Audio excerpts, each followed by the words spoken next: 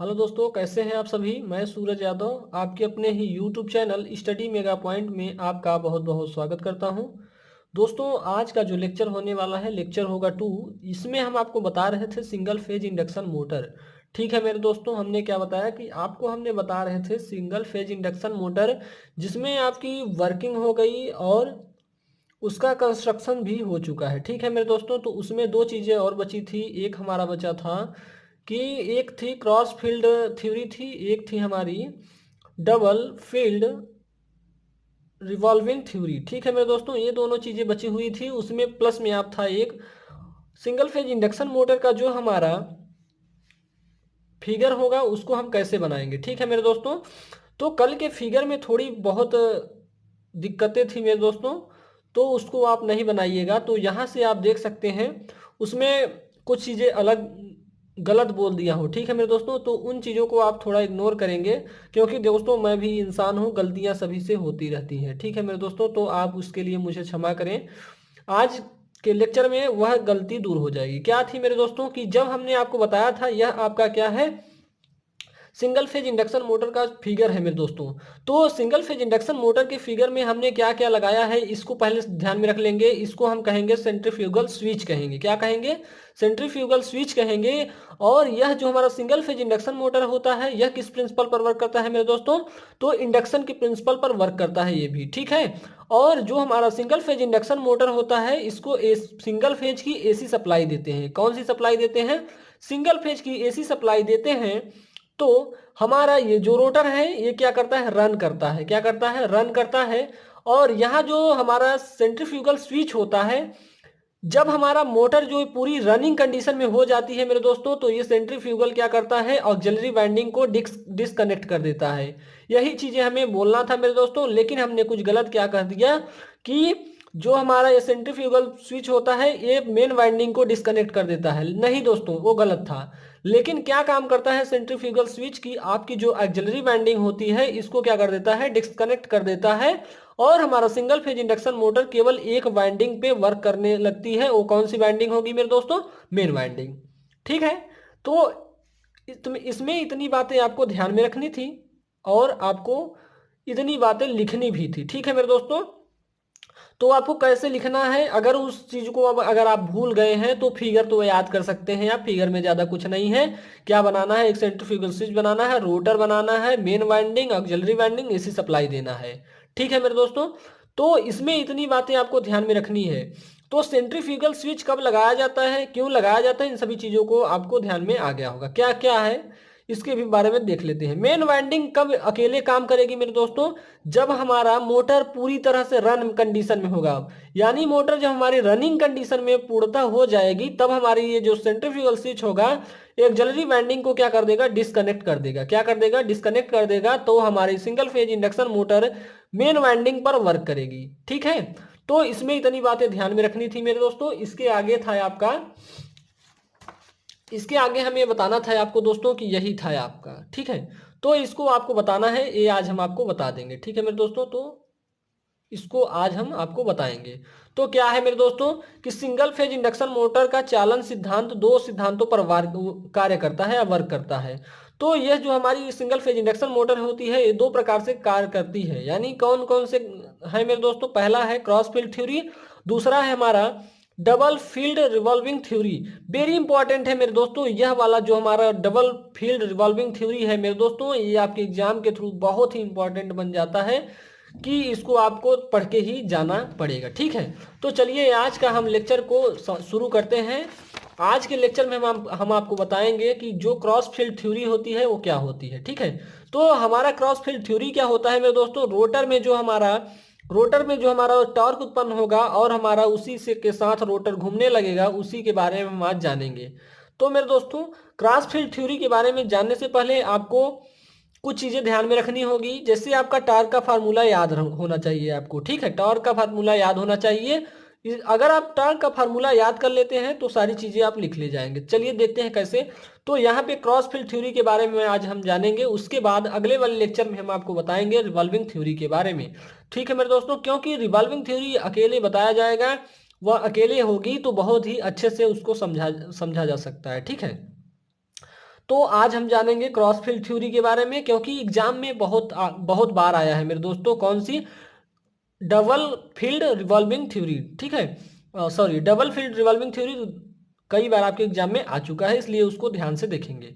तो जो स्पेशल होता है दोस्तों, तो उसको स्पेशल बना ही देते हैं, ठीक है।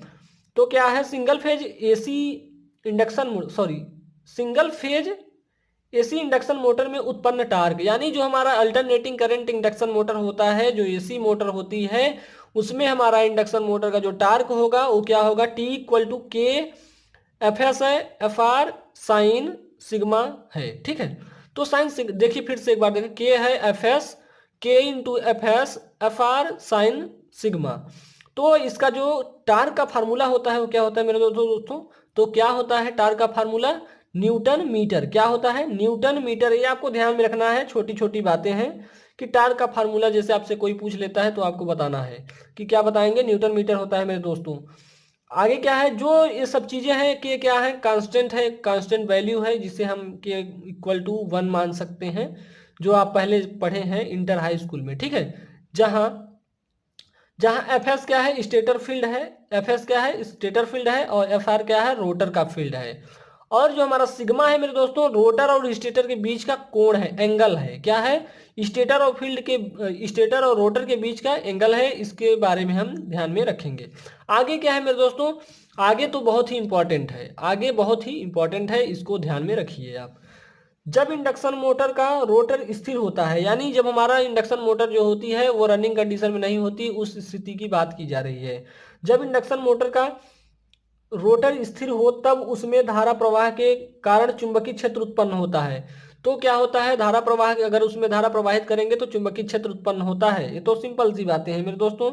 यदि चुंबकीय क्षेत्र स्टार्टिंग में दो भागों में विभाजित हो जाती हैं, जो हमारा मैग्नेटिक फील्ड है वो दो पार्ट में डिवाइड हो रहा है, ठीक है, जिससे परिणामी चुंबकीय क्षेत्र के बीच 180 अंश का कोण बन जाता है। कितने डिग्री का कोण बनता है मेरे दोस्तों?